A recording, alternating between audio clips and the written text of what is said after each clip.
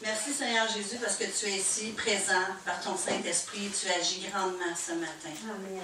Merci parce que tu nous visites par ta parole qui nous affranchit, qui nous délivre et qui nous enseigne. Prépare les cœurs à recevoir ce que tu as pour eux ce matin, Seigneur Jésus. Afin que cette semence puisse porter fruit dans leur vie, que cette semence puisse rentrer profondément, que cette semence puisse mourir en eux et apporter vraiment ce que toi tu veux pour eux dans ce message. Au nom de ton Fils Jésus. Amen. Amen. Matthieu 12, versets 9 à 13. Ça dit, c'est l'histoire de l'homme à la main sèche. Étant parti de là, Jésus entra dans la synagogue. Et voici, il s'y trouvait un homme qui avait la main sèche. Ils demandèrent à Jésus, « Est-il permis de faire une guérison les jours de sabbat? » C'était afin de pouvoir l'accuser. Il leur répondit, « Lequel d'entre vous, s'il n'a qu'une brebis et qu'elle tombe dans une fosse le jour du sabbat, ne la saisira pour l'en retirer? Combien un homme ne vaut-il pas plus qu'une brebis? Il est donc permis de faire du bien les jours du sabbat. » Alors il dit à l'homme, « Étends ta main. » Il l'étendit et elle devint saine comme l'autre. Amen. Amen. Ce matin, c'est « Étends ta main ». On va lire aussi la même histoire, Luc. J'aime aussi Luc, comment il l'emmène. Dans Luc 6, versets 6 à 11. Luc 6, versets 6 à 11. Ça dit, il arriva un autre jour de sabbat que Jésus entra dans la synagogue. Ce que j'aime, c'est qu'il entra un autre jour. Nous voyons dans cette partie avec Luc que Jésus avait une habitude d'aller à la synagogue et d'aller lire la parole de Dieu. Et qu'il enseignait. Et s'y trouvait un homme dont la main droite était sèche. Et ça, j'ai aimé cette spécification de la droite. On va voir un peu plus tard pourquoi. Les scribes et les pharisiens observaient Jésus pour voir s'il ferait une guérison le jour du sabbat. C'était afin d'avoir sujet de l'accuser. Mais il connaissait leurs pensées, parole de connaissance. Et il dit à l'homme qui avait la main sèche, « Lève-toi et tiens-toi là, au milieu. » Et se levant, il se tint debout. Et Jésus leur dit, « Je vous demande s'il est permis, le jour du sabbat, de faire du bien ou de faire du mal, de sauver une personne ou de la tuer. » Alors, promenant ses regards sur eux tous, il dit à l'homme, « Étends ta main. » Il le fit, sa main fut guérie. Il fut rempli de fureur. On voit maintenant un miracle que Dieu fait. Et des hommes religieux sont remplis de fureur. Et ils se consultèrent pour savoir ce qu'ils feraient à Jésus. Amen. Amen. Tu peux être dans l'église. Tu peux fréquenter, comme cet homme, les synagogues et avoir ta main sèche. Mais un jour, Jésus va venir à ta rencontre. Et ce matin, nous avons un témoignage de quelqu'un qui cherchait Jésus et qui l'a trouvé. Amen. Qui l'a trouvé dans la profondeur de son être. Et quand Jésus te rencontre, tu ne restes pas la même personne. Jésus fait la différence dans ta vie. Là où c'était mort, il emmène la vie. Amen. Amen. Si je m'éloigne, tu m'entends-tu pareil? Oui. Oui? Bon. Ça, je suis... Je trouve ça Dieu. Dieu, c'est un Dieu de mouvement. Amen. La main sèche, premièrement, ça veut dire c'est une main paralysée.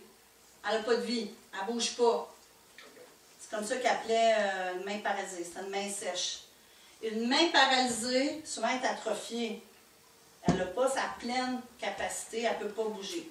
On se trouve à une époque où les gens étaient très manuels. Ils gagnaient leur vie manuellement. Et cette personne connaissait Dieu.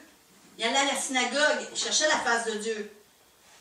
Mais, dans sa vie, il y avait des limitations. Des limitations qui avaient été mises par l'ennemi. Celui qui agit contre les enfants de Dieu. Cette main ne pouvait lui apporter le soutien qu'il avait besoin pour pouvoir travailler, se nourrir, nourrir sa famille. Qui était handicapé physiquement pour pouvoir fonctionner normalement. Cette histoire m'a touchée parce que ça me montrait que spirituellement, nous sommes souvent handicapés, mais on ne le voit pas. On fréquente l'Église, mais on n'a pas la vie que Dieu a payée à la croix pour nous. Nous avons des mains sèches dans nos vies. Des endroits où l'ennemi a mis des limitations. Mais Christ a tout accompli à la croix. Amen. Christ a payé le prix complet. Amen. Amen. Pour que tu aies une vie de victoire en victoire, de gloire en gloire. J'aimerais mieux que ça soit comme ça. Merci. Satan, lui, qu'est-ce qu'il veut? C'est te réduire. Il veut que tu crois que tu n'as pas de valeur. Mais je vais vous dire une chose. Tu as été choisi par Dieu. Et il a donné ce qu'il avait le plus précieux pour toi à la croix. Parce que tu as du prix à ses yeux. Parce que tu as de la valeur. Et le premier mensonge que l'ennemi fait dans ta vie, c'est de te dire que tu n'en vaux pas la peine. Parce que tu as cru des mensonges qui étaient dits dans ta vie, dans ton enfance. Parce que tu as cru ce que l'homme disait de toi. Mais Dieu, dans son amour, a écrit un message d'amour pour toi. Pour te dire que tu as de la valeur, tu as été choisi de lui. Et qu'il a donné son Fils unique pour toi à la croix et qu'il a tout accompli. Afin que tu puisses être porteur de sa gloire. Qu'aucune maladie ne t'habite. Qu'aucune maladie ne te tue. Que la pauvreté quitte ta vie. Que tes relations qui ont été brisées puissent être reconstruites. Il a payé pour que tu aies une vie dans l'abondance. Que tu prospères comme l'état de ton âme. C'est pour ça qu'il veut guérir les cœurs brisés. Il veut restaurer ton âme. Pour t'emmener la prospérité à tous égards. Parce qu'il te soutient de sa droite triomphante. Amen. L'ennemi souvent va toucher. Sa main droite représente la force. La droite triomphante. Jésus s'est pas assis à la gauche, il s'est assis à la droite. Qui représente la force. C'est le Tout-Puissant. Et souvent, l'ennemi, il va venir avec une odeur sur toi pour te faire croire que tu es faible. Que tu ne peux pas. Mais Jésus est assis à la droite de Dieu. Et il nous a donné toute autorité. Amen. Amen. Et l'ennemi veut te faire croire que tu n'as aucune autorité. Mais en son nom, tout lui est soumis. Tout est soumis au nom de Jésus. Amen. Ce matin, je veux te dire que c'est le jour de ton miracle. Pas demain. Jésus, c'est le maintenant. Aujourd'hui, c'est le temps de Dieu. Il a tout payé et tout accompli à la croix. Ce qu'il fait, il est parfait. Il est le même hier, aujourd'hui, éternellement. Et son plan qu'il a conçu pour toi est parfait. Le seul qui peut te garder dans le désert, c'est l'ennemi avec ses stratégies. C'est la seule chose qu'il peut faire dans ta vie. Te remplir de mensonges et te faire croire que toi, tu ne rentreras jamais dans ta terre promise. Mais j'ai une nouvelle pour toi ce matin. Christ t'a franchi. Christ t'a délivré. Christ t'a guéri. Christ t'a restauré. Son œuvre complète à la croix va t'emmener dans ta destinée divine. C'est ça le plan parfait de Dieu pour toi. Là où coule le lait et le miel. Là où tu vas goûter à ce que ton cœur a toujours chéri et désiré. Là où tu vas être toi-même dans ce qu'il a créé.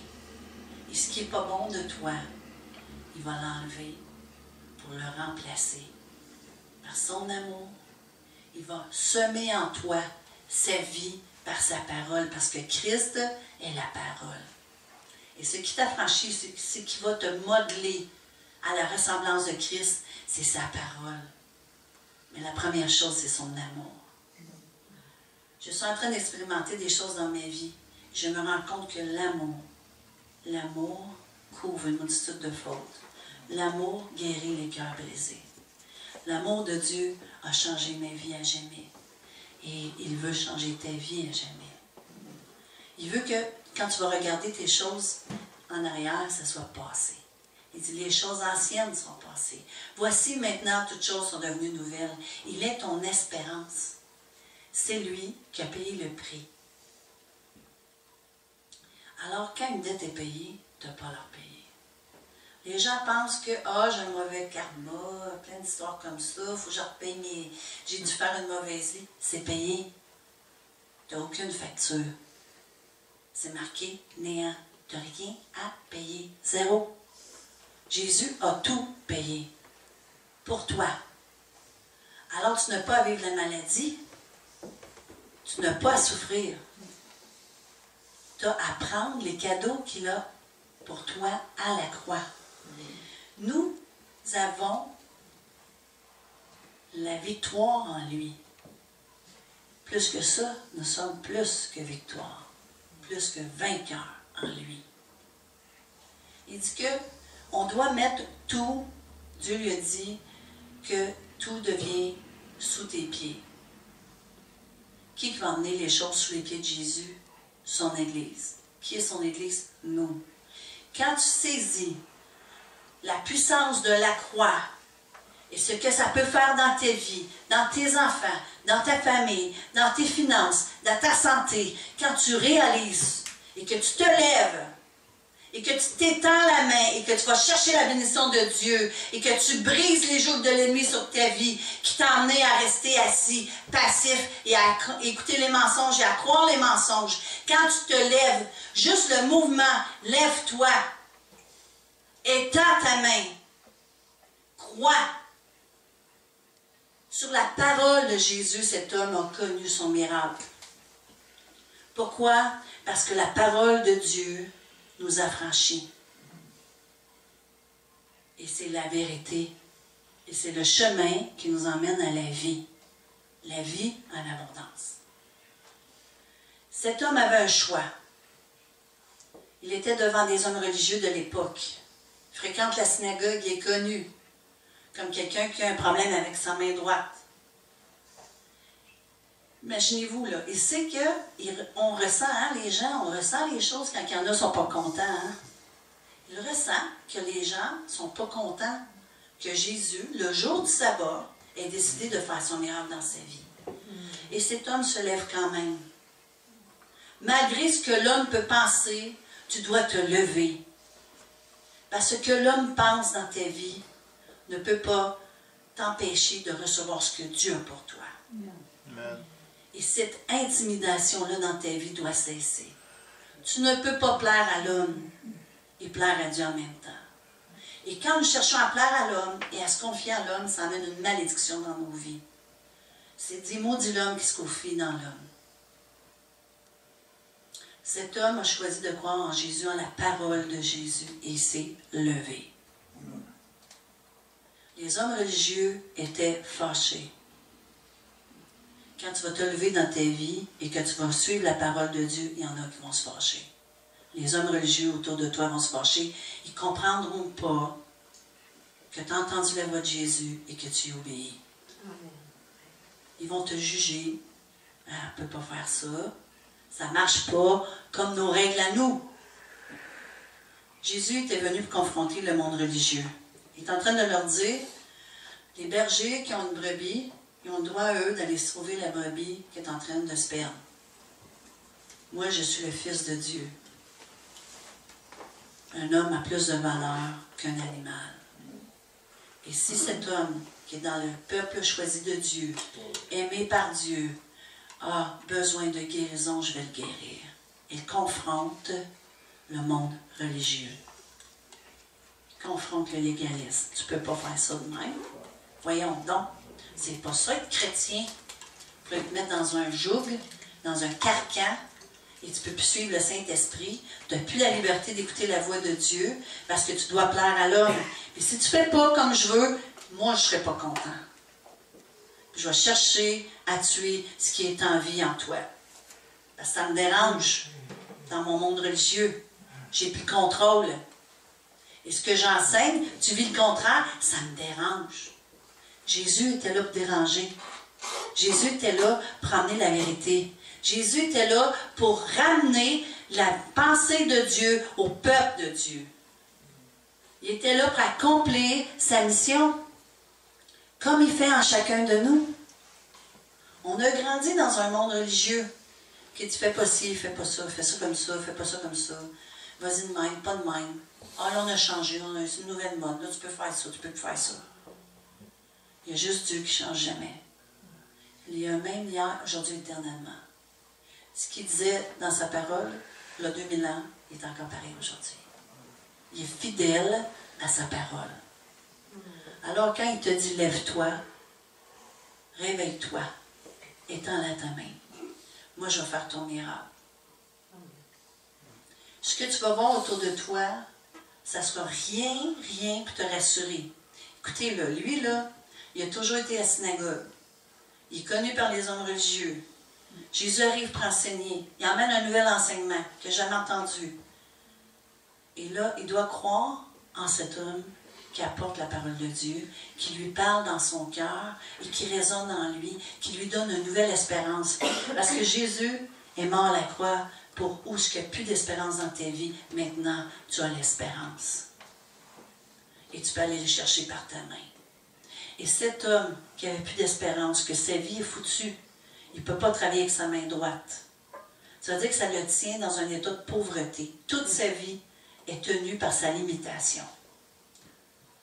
Et quand il croit à la parole de Dieu, Jésus sait que cet homme va être porteur de sa gloire, porteur de la gloire du Père. Parce qu'il a cru à la parole de Jésus, il a étendu la main, il a été guéri. Et ça l'a confronté tous ceux qui ne voulaient pas qu'ils soient porteurs de la gloire de Dieu. Parce que ça les remettait en question. Nous sommes dans une époque où le monde religieux règne beaucoup. C'est très fort. Ça a pris beaucoup d'églises chrétiennes qui tiennent les gens sous un joug, qui ont un contrôle d'homme pour plaire à l'homme. Et entre hommes, ceux qui fonctionnent dans leurs pensées sont des élites et les autres sont rien. Jésus, à cette époque, confrontait les scribes et les pharisiens qui connaissaient beaucoup la lettre, mais qui ne marchaient pas par l'Esprit de Dieu, la pensée de Dieu. Vous avez été choisis, prédestinés, et vous avez eu le baptême du Saint-Esprit, parce qu'il vous a donné l'Esprit de Dieu pour nous consoler, nous guérir, nous restaurer, nous enseigner et nous diriger. Ce n'est pas l'homme qui va te dire quoi porter, quoi pas porter, quoi manger, quoi pas manger. Il y a tout écrit dans la parole de Dieu. Il dit, il ne faut pas enlever aucun iota, ni la changer. Il va te convaincre. Il va t'emmener des enseignements où, des fois, ça peut te revirer à l'envers. Parce qu'il veut briser les forteresses qui ont été construites dans ta vie, dans ta façon de penser, qui t'appartient à toi, qui est ta propre volonté, ta propre façon que toi, tu ferais la chose. Et Dieu va briser ça, il va dire, moi, c'est pas comme ça, je veux que tu le fasses. Parce qu'il veut que sa volonté prenne place dans ta vie. Comme lui faisait la volonté de son Père et non la sienne. Amen. Nous sommes des chrétiens, ça veut dire à l'image de Christ, qui croient en Christ. La Bible nous dit que nous devons aller et marcher pour être à sa ressemblance, à la stature parfaite de Christ. Christ nous a montré que dans un corps humain, si on enligne nos pensées, si on aligne notre propre volonté à la volonté du Père, notre vie peut être une lumière sur cette terre. Notre vie peut faire la différence là où il nous met. Nous ne sommes pas appelés à suivre les autres, nous sommes appelés à être des Christ sur terre et à confronter le monde spirituel. Et je vais vous annoncer une nouvelle, vous ne serez pas aimés. Jésus n'a pas été aimé. Ils l'ont appelé Belzébuth. Ils l'ont traité de démon. Pourquoi? Parce qu'il disait la vérité. La Bible dit qu'à la fin des temps, beaucoup vont se refroidir et ils n'aimeront pas être enseignés dans la vérité. Ils vont chercher des gens qui vont leur dire « Oh, tu es beau, reste comme ça, dors. Pendant ce temps-là, tu ne déranges pas le monde spirituel. Pendant ce temps-là, tu ne prends pas ta place. Pendant ce temps-là, tu tournes en rond, puis on prie que tu meurs dans le désert. » C'est ça le monde spirituel qui fait. Satan ne veut pas que tu marches de gloire en gloire. de victoire en victoire, il veut que tu meurs dans le désert avant ta terre promise. Il fait tout pour t'éloigner du plan parfait de Dieu pour ta vie. Tu ne peux pas être chrétien assis à rien faire. C'est les violents qui s'emparent du royaume de Dieu. Amen. Toute chose, c'est un combat. Tu veux sortir de l'esprit de pauvreté, c'est un combat. Tu dois combattre contre toi-même, contre tout ce qui t'a été enseigné, contre tout ce que tu ressens, contre tout ce que tu vois qui te dit « Ah, c'est insécurisant. Ah, j'ai jamais été là. Ah, peut-être ça n'arrivera pas. » Mais la foi, est-ce que tu vois pas? Mais ce que tu espères voir. Amen. Amen. On est appelé à marcher par la foi. Pas par tes sentiments, pas par tes connaissances à toi. De toute façon, Jésus renouvelle nos pensées. Il renouvelle notre intelligence. Il nous emmène à comprendre le royaume de Dieu. Tu es déjà co-citoyen du royaume. Ça veut dire que tout ce qui appartient au Père est à toi. Et si tu ne l'as pas dans ta vie, c'est ta faute. Parce que tu tournes en rond et parce que tu manques de connaissances et que l'ennemi joue avec toi et rit de toi et te fait mourir dans le désert, toi et tes descendants. Dieu a des projets de bonheur pour toi et non de malheur. Et ce qu'il a pour toi dépasse même ce que tu peux oser, penser et même demander. Voilà le plan de Dieu pour ta vie. Alors, cet homme qui se trouve devant des hommes religieux très connus, lui, il n'est pas connu, cet homme, il est comme toi et moi. Dieu va prendre des gens vrais et simples. Et il va nous remplir de sa vérité. Il va nous affranchir, nous délivrer, il va se servir de nous. Comme cet homme était au service de Dieu en croyant, il a reçu son miracle et son miracle a servi pour la gloire de Dieu. Quand tu reçois le miracle de Dieu, tu rayonnes la gloire de Dieu. Et tu as un témoignage vivant qu'avec Dieu, tout est possible. Qu'il est encore vivant, qu'il est grand et tout-puissant, qu'il peut tout. Que rien n'est impossible et rien ne peut te nuire avec lui. Voilà ce qui est le témoignage qui nous a franchis, qui fait la différence et qui emmène les gens à aspirer à avoir ce que tu as. Ils vont dire, moi là, cette personne-là, je veux l'avoir parce qu'elle me fait du bien. Parce qu'est-ce qu'elle a, je ne l'ai pas, puis je le veux. Voilà ce que nous sommes, des témoins, des disciples de Christ. Et nous allons, par le monde, annoncer la bonne nouvelle. Tu as un cancer, moi je connais un Dieu tout-puissant qui peut même ressusciter des morts. Rien n'était possible à mon Dieu. J'ai la foi que Dieu peut guérir. Aucun verdict d'homme n'est plus grand que le verdict de mon Dieu. Amen. Nous sommes rendus là, porteurs de cette bonne nouvelle. À nous lever et à tendre nos mains et à briser toute limitation que l'ennemi a mis dans nos vies, que ce soit pour nos finances, que ce soit pour notre santé, que ce soit pour notre famille. Ces limitations-là ont été mises dans ta vie pour t'empêcher d'étendre ta main. Mais ce matin, au nom de Jésus, je dis, tu peux étendre ta main. Lève-toi et étends ta main. Amen. Amen. Amen. Dieu ne veut pas que tu sois rempli de mensonges. Et souvent, le mensonge, tu vas te rendre compte, ça t'emmène vers le bas. Et c'est des choses que tu as entendues, que tu as enregistrées toute ta vie. Tu n'es pas capable.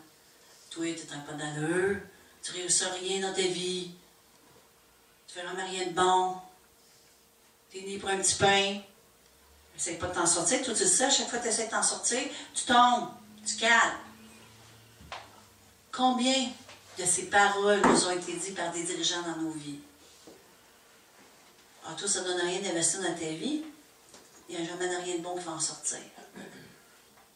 Ces mensonges t'ont été dits et répétés de plusieurs façons par diverses personnes. Et derrière ces mensonges, ce n'est pas l'homme qui se cache, mais un monde spirituel qui, dès ta naissance, a voulu te détruire. Satan veut te détruire, te voler. C'est le seul droit qu'il peut. La seule chose qui peut toucher dans ta vie, c'est de remplir de mensonges pour te voler et te détruire. Il ne peut pas te tuer. Mais à force d'écouter les mensonges et de les croire, ça tue des choses dans ta vie et ça tue une partie de ton âme. Et tu développes des moyens de survie, espérant qu'un jour, quelqu'un va te tirer la main pour que tu sortes de cette eau qui est en train de te noyer. Et Jésus te tend la main droite, la main triomphante, la main forte. C'est lui qui te fortifie. Il dit, je te tiens par la main. C'est lui qui est par devant et par derrière toi. Il est ton garde en avant, ton garde en arrière. Il est la parole qui éclaire ton chemin afin que ton pied ne se heurte point. Que tu ne tombes point dans aucun piège de l'ennemi. Même si tu tomberais dans un piège de l'ennemi, il n'y a aucun gouffre qui ne peut pas aller te chercher. J'avais déjà eu une parole par le passé par une prophète des États-Unis.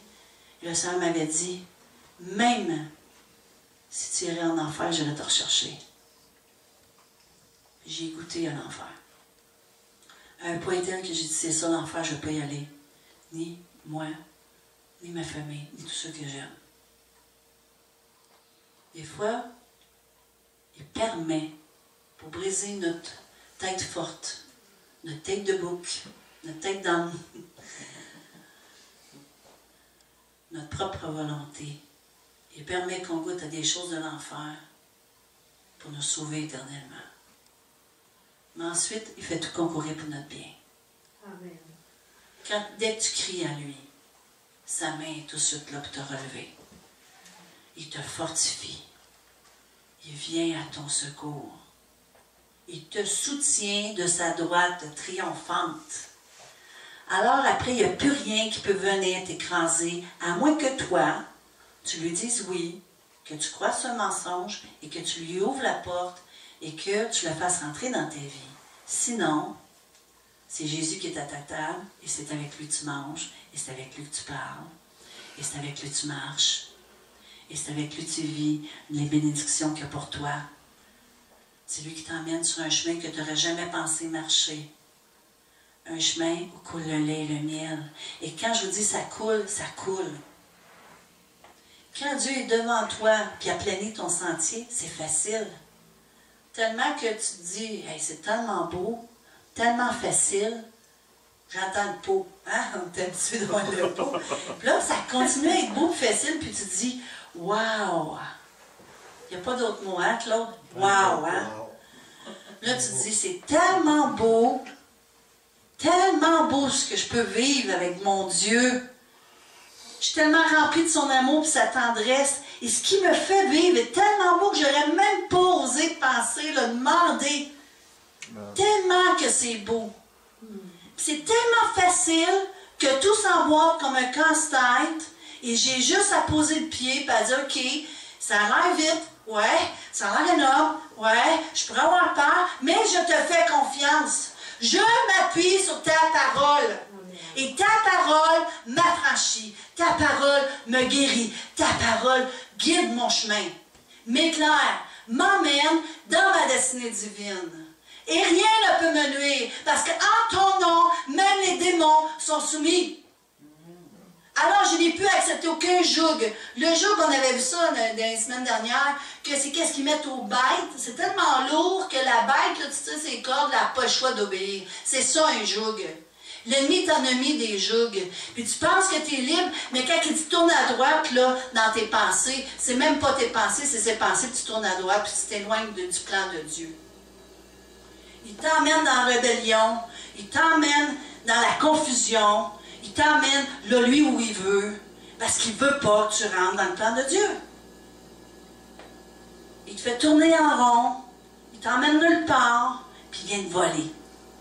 Parce qu'il est comme les pharisiens. Quand Dieu te bénit, il est jaloux. Il n'aime pas ça, lui, la gloire de Dieu sur ta vie. Tu vois, elle ne servira pas pour la gloire de Dieu, cette personne. Je vais y mettre un joug.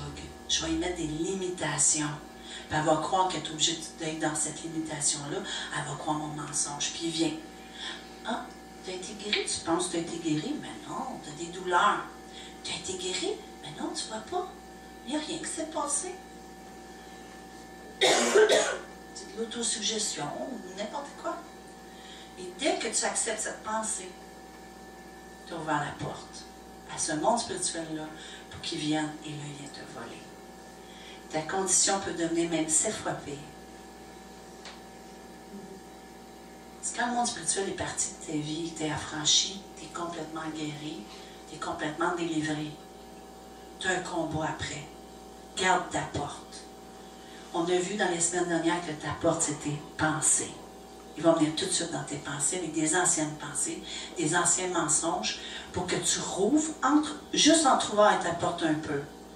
Dès que tu as entrouvert la porte, cette pensée-là va venir à ton cœur et ça va donner une conviction. Puis après ça, tu vas dire, mais c'est ça, journée-là, j'avais mangé de quoi de travers, puis j'ai cru ça, puis c'est pas ça, puis tu vas te faire voler. C'est un voleur, puis c'est un menteur. C'est le père du mensonge. Il veut t'éloigner de la vérité de la parole de Dieu. Il va permettre que tu lises sa Bible, mais il ne permettra pas que tu la comprennes. Il va tout faire tomber dans la confusion. On l'a vu avec Claude, dans son témoignage. Mais quand tu fais appel au Saint-Esprit, le Saint-Esprit t'a franchi. Puis il te parle. Et cette parole que tu lis ressort et devient un réma pour toi. Et les vérités de la parole de Dieu te parlent comme s'il serait assis devant toi à la table et te donne de la nourriture. Tiens pour toi. Tous les versets que Claude a lus dans les dernières journées, si vous avez fait le suivi, vous avez bien écouté, vous voyez qu'il a commencé à dire, je ouvre la porte, je mange avec toi. Et à chaque jour, il lui a parlé personnellement dans sa vie. Voilà ce que Dieu veut faire avec toi. Il veut que tu lui ouvres son cœur et manger avec toi. Il veut devenir ton invité. Il veut te connaître dans l'intimité. Il ne veut pas être un Dieu abstrait que tu adores comme une statue morte et sans vie. Il veut rentrer dans ta vie, faire une différence, t'affranchir, te délivrer. Il ne veut pas que tu sois quelqu'un de religieux. S'il n'est pas dans ta vie comme ça, tu développes une religion. Dieu n'aime pas les hommes religieux. Jésus les a confrontés. Il veut à chaque jour parler à ton cœur. Il veut garder ton cœur qui bat pour lui. C'est une relation d'amour. On est sa fiancée, messieurs, vous êtes des fiancés aussi, hein? On est sa fiancée, on est son église. Et il nous prépare pour son retour. Il est en train de laver nos robes. Il veut revenir chercher sa fiancée, glorieuse, sans tache ni ride. Celle qui va être remplie d'huile comme les vierges sages. Amen. Amen.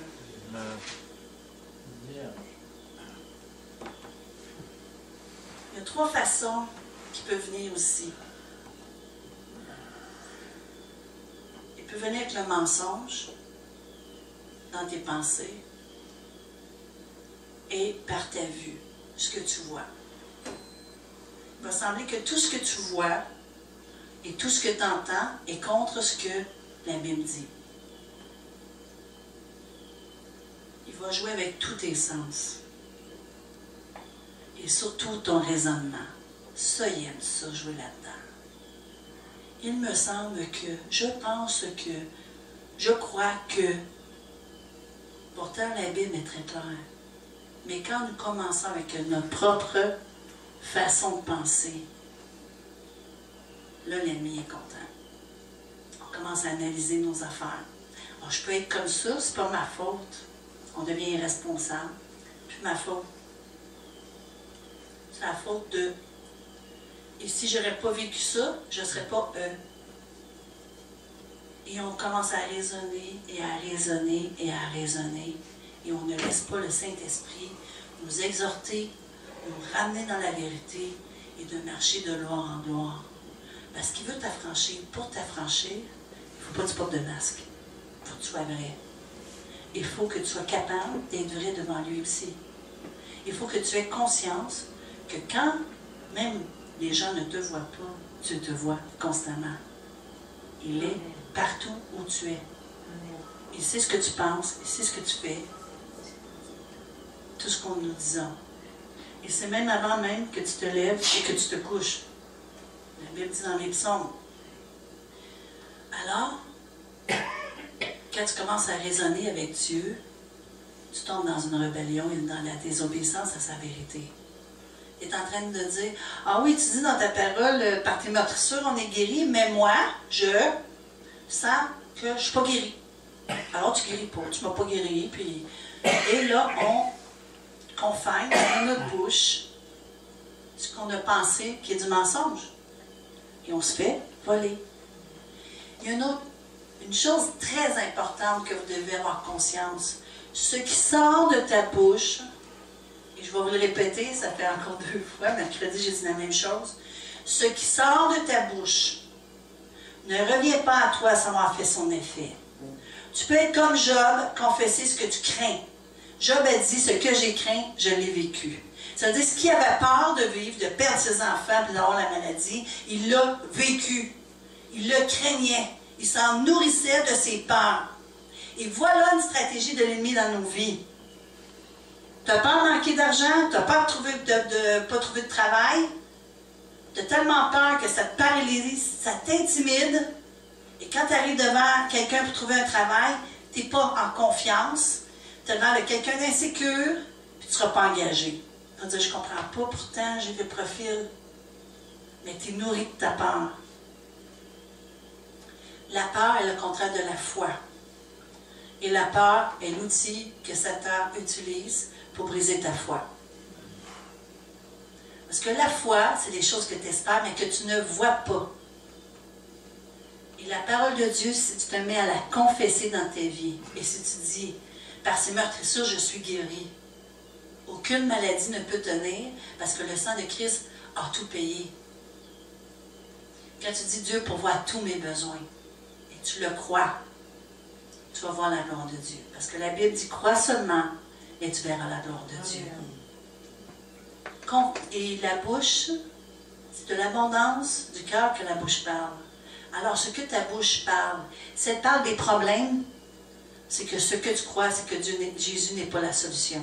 Mais si tu parles de la parole de Dieu, que oui, tu as un problème, mais que ton Jésus, ton Dieu, peut tout renverser, parce que tout est sous ses pieds, alors tu vas voir la gloire de Dieu. Parce que toi-même, tu attires dans tout. Parce que quand nous parlons, quand nous confessons, notre parole à nous est comme celle de Dieu, elle ne revient pas à nous sans avoir fait son effet. Alors que quand tu parles, et tu parles, supposons, de toutes tes défaites, tous tes problèmes que tu as eus toute ta vie, puis que là, tu as encore des problèmes, c'est encore pareil, tout ce que tu fais, c'est que tu déploies, tu mets à l'univers l'appel d'emmener ça dans ta vie. Et quand tu confesses les choses de Dieu, la vérité de Dieu, que tu ne vois pas, mais que tu espères, Dieu met tout dans l'univers, tout en place pour que ça arrive dans ta vie. Tu libères les anges qui mettent tout en place pour toi. Et quand tu dis Dieu pourvoit tous mes besoins, Dieu qui est fidèle à sa parole, va faire tout, va bouger tout l'univers, mais il va pourvoir tes besoins. Parce que c'est un Dieu fidèle, un Dieu vrai et un Dieu tout-puissant. Rien n'est impossible à Dieu. Amen. Amen. J'aimerais que vous vous levez et que vous levez vos mains. Et j'aimerais prier pour vous. On va arrêter là ce matin. Je vais faire des déclarations sur vous. Fermez les yeux. Je déclare sur toi au nom de Jésus que les blessures de ton passé sont brisées. Les paroles qui t'ont été dites sont guéries parce que tu es guéri maintenant de ton passé. Je déclare au nom de Jésus que tu es guéri et restauré, que tu n'as pas à avoir peur, que l'avenir a pour toi des trésors, que les plans parfaits de Dieu vont s'accomplir, car c'est Dieu qui te bénit et qui marche devant toi. Je déclare que ce chemin est la vérité et que tu vas suivre la vérité, que Dieu te donne la capacité, parce qu'il brise au nom de Jésus toute limitation sur ta vie. C'est brisé au nom de Jésus. Par le sang de Jésus qui a été versé à la croix, je déverse sur toi de la tête aux pieds le sang de Jésus, afin que sa volonté puisse s'accomplir dans ta vie et que toute limitation, toujours que l'ennemi a mis sur ta vie, est brisée maintenant au nom de Jésus, et que par le nom de Jésus, tout lui est soumis, et que maintenant tu es libre, tu es libre, tu es libre, tu es libre de rentrer dans le plan parfait de Dieu pour toi. Tu es libre d'avancer là où Dieu t'appelle. Tu es libre d'entendre sa voix qui est la vérité, et tu as affranchi du mensonge qui t'a tenu captif. Je déclare au nom de Jésus que les clés qui ouvrent les prisons, qui ouvrent les cœurs, qui ouvrent les âmes à sa vie, à son amour, est maintenant actif dans ta vie, parce que ces clés, Jésus les a pris à la croix, et je les utilise sur toi au nom de Jésus, afin que tout ce qui était dans tes pensées qui n'était pas de Christ soit chassé au nom de Jésus. Je déclare sur toi au nom de Jésus que toute blessure de ton cœur qui t'éloignait de l'amour du Père est brisée au nom de Jésus, et l'image du Père est lavée pour toi au nom de Jésus, parce que Dieu n'est pas un Dieu qui abuse, mais un Dieu qui donne dans l'abondance. Je déclare sur toi que tout ce qui est venu pour te voler, que tout ce qui est venu pour te détruire est brisé au nom de Jésus. Je déclare sur toi que tes pensées se soumettent aux pensées de Dieu, que ta volonté se soumet à la volonté de Dieu, et que tu entres maintenant dans ta destinée divine, qui est le projet de Dieu pour ta vie, des projets de bonheur et non de malheur. Je déclare sur toi, au nom de Jésus, sur tes descendants, que ton héritage, tu ne te le fais pas voler. Je déclare sur toi que tout l'héritage que Dieu a préparé pour toi, tu le reçois maintenant au nom de Jésus. Je déclare sur toi maintenant que c'est l'heure de ton miracle, que toute maladie au nom de Jésus, par le sang de Jésus, par les meurtrissures de Jésus, je déclare que tu es guéri complètement, que tu es maintenant porteur de sa gloire, que tout ce que tu as pu faire par le passé, tout péché pardonné, et j'appelle en toi le pardon pour tous ceux qui t'ont offensé, afin que tu puisses être pardonné pleinement par Dieu. Je déclare la pleine liberté d'être ce que tu as appelé à être au nom de Jésus. Je déclare sur toi que tout ce qui était venu contre toi, contre ce que Dieu a créé dès le sein de ta mère, est restauré. Maintenant, tu es restauré au nom de Jésus, et tout ce qui était venu est enlevé au nom de Jésus. J'appelle sur toi une guérison profonde. J'appelle sur toi une âme nouvelle. J'appelle sur toi la créature nouvelle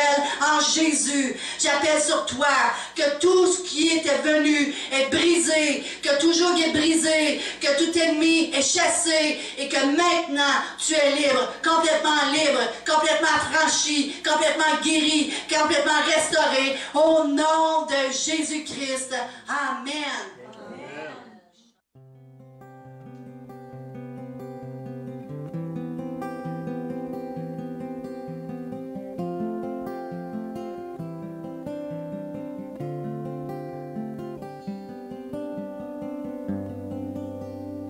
Puissance de l'amour, tu triomphes sur tout, les possibles de ce jour, fléchis les genoux.